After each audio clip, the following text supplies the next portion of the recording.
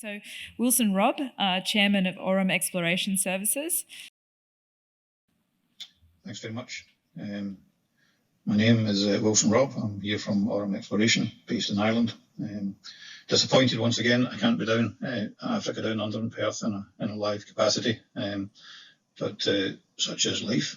Good afternoon to everybody, and the subject of this talk is the role that Aurum plays in fly-in, fly-out exploration management and the provision of field services throughout the African continent, as we have been doing over the last 18, 19 months during various COVID-19 lockdowns.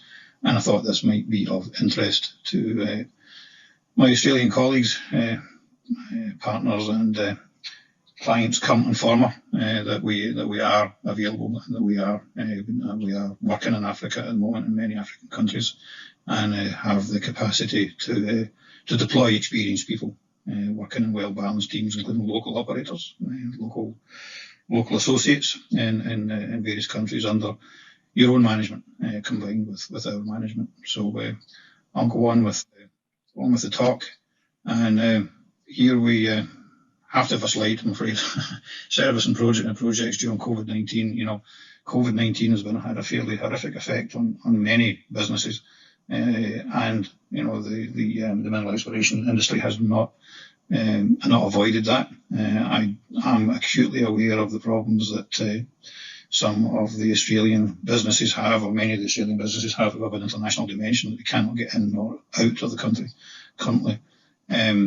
We haven't had as severe the lockdowns that many have within a lot of the EU countries. Now we are able to move freely between EU countries, and also subject to the various African countries' regulations and protocols, we can actually go to work in many of the Western, North African, Central African countries and come back to our European bases, as long as we're vaccinated and have our vaccination certificates and or PCR tests.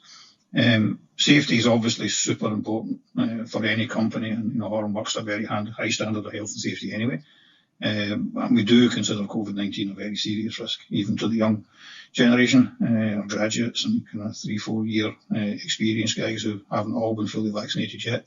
But we continue to monitor and update our protocols based on what the governments are telling us, national governments here in Ireland, UK, US, and obviously any of the nations that we're working in. By doing that, you know, we've been able to continue and kept on exploring during 2020 and 2021, Europe, Ireland, UK, and you know, quite a number of African destinations, including Ghana, Sudan, Morocco, Mali, Guinea, and Cameroon. So yeah, COVID-19, you know, the restrictions that you guys have doesn't mean that you have to stop exploring live. You know, Aurum are experienced in working for clients throughout the globe, under our clients' management, to carry out the programs that are required by deploying the right personnel along with local personnel. Just a very quick company snapshot.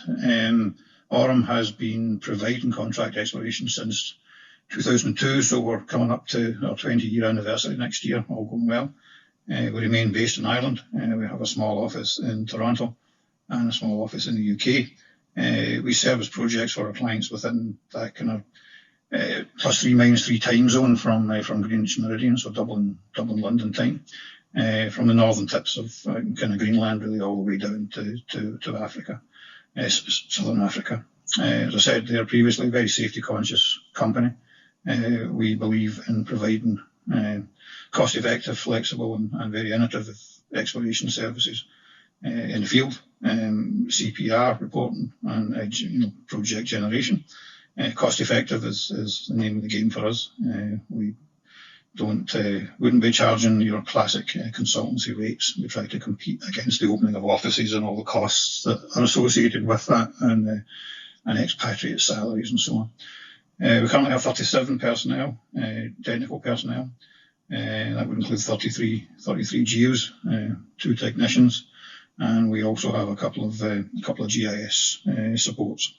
We have 4 principals currently with greater than 25 years experience each, 6 senior geologists, a host of field technicians, project geologists, training geologists, and a wide network of in-country associates and specialists in-country in places like Guinea, Cameroon, Morocco and Sudan, and global specialists in geochemistry, geophysics and so on.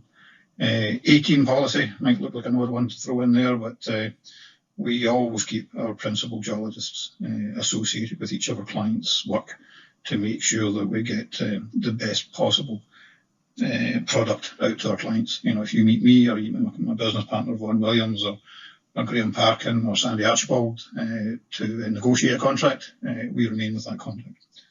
And we also encourage, you know, two-way knowledge transfer between the client, you know, and the Aurum team. So what we know we'll give to you, and that works as well when we are working in country with in-country specialists. Local knowledge is always key.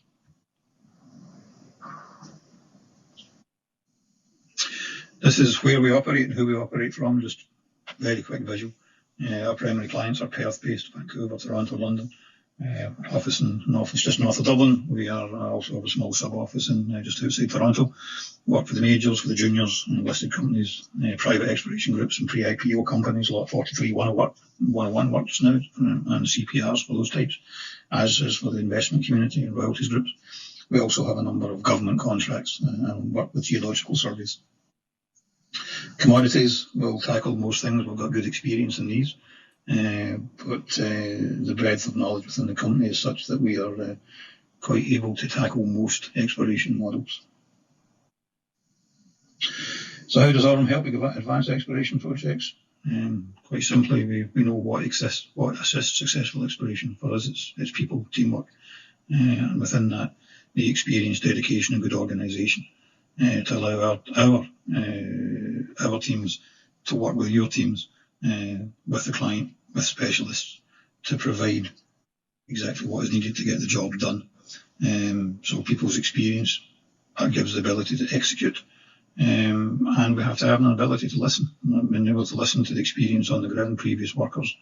Local knowledge is all important to build the deposit model, exploration model, design the exploration techniques and field work around that, use the previous data, no matter where we are. This is a kind of typical early stage input we can give to a project. You know, everybody knows these things when you're trying to pull a project together, whether it's we're doing this for a transactional project generation or whether we're doing it for simple target generation on a pre-existing project. We are happy to deploy our abilities on the target generation side, permitting and logistics in various countries in Africa. We have a lot of in-country associate groups that we work with that allow us access to places that are important to get the job done. Obviously, data capture and desk studies, pulling together investor presentations and technical reports is a big part of what we do. And again, the training. Secondly, you know, we have more standard fare, you know, the full technical support that is required from to get to the final compliance standard reporting, covering ourselves with good QAQC, very, very standard work, and we can drop into a system or we can manage each and every phase of things like mapping, geochem, geophysics, the drilling program, design and management thereof, sampling, QAQC, as I said, right up into the geological modelling and resource estimation, and reporting, technical reporting, due diligence, 43-101, and kind of aim style CPR. We're flexible, adaptable, menu driven. You can take from us what you need and leave the rest, or you can give us a broader scope to work the full project. Couldn't possibly have a talk these days without talking about the dreaded COVID-19. I'm glad it's not as bad as it could have been, as I'm sure everybody is, but I think with common sense and good health and safety awareness, good procedures and protocols, most of us can continue to work. It is difficult with the travelling, no doubts about it. Certain countries that we can access and certain countries that we can't, but we have continued to work in places, obviously in and around our home country, Ireland, and also the UK, Spain, but also in Africa, working currently in Sudan and Cameroon. Just generated a brand new project for a small investment group there. Looks very attractive. I've had very difficulties with the internal teams moving around. The same in Guinea, same in Mali, and Sweden. So whatever it is, safety is first and foremost for us. We operate at very high standards, and we follow the in-country national government guidelines and international health organisation guidelines to make sure that staff are safe, the people we interact with are safe, and that more importantly, the job gets done. We can't just stop working because there's a nasty bug going around. So applying these people and experience, pulling the data together, evaluating and working up to assist project generation and exploration targeting is a bit of a bread and butter job for us. We're asked frequently to do this kind of work. Often the historical work and legacy data is a high value component, virtual, literal gold mine, both from the information perspective and avoiding repeat use of exploration funds, especially in big initial regional surveys or large scale project analysis looking for targets. Training and knowledge transfer, very important and required, especially in a lot of the time in the context of working for a listed junior. But the training and knowledge transfer is a two-way street for us. We like to make sure we're gaining and learning as much as we are passing on, and experience goes both ways. If everybody's willing to give, you get a better product, and when we inevitably part ways, we're wiser. So very quickly, deploying the right people with the right support allows us to get to the right places and conduct the standard fare exploration programs. But we're also constantly looking to innovate and deploy more advanced geochem and cutting-edge geophysics and geophysical techniques to give us extra strings to the bow. And as we advance through the project and drilling, mine site drilling, exploration drilling, and logging the product for all the field work and all the desk work, it's important to maintain communications with the local landowners, the clients, and we do this through our team meetings. So we have a strong QAQC component within our organisation, critical area, not just in drilling, as is shown in this slide here, the critical elements of monitoring the QAQC for reporting, for validation of the final data into the databases, which can be used for a number of different products, but also QAQC on unacquired data, which has been brought in. All this has to be controlled, validated, and made sure that it can be relied on. We have a key member of staff, Stephen Downey, within Aurum, who's our computing geologist, looks after the GIS and IT management of the company, and he's well versed in all aspects of QAQC and data management, everything from the field acquisition, tablet upload, reporting all through the custody chain into the database, and the same for data. Why that's important? So important because everything eventually feeds into something like this, geological models, resource estimations, which have to be reported to CPR. CPR standard reporting at 43101 and JORC standard.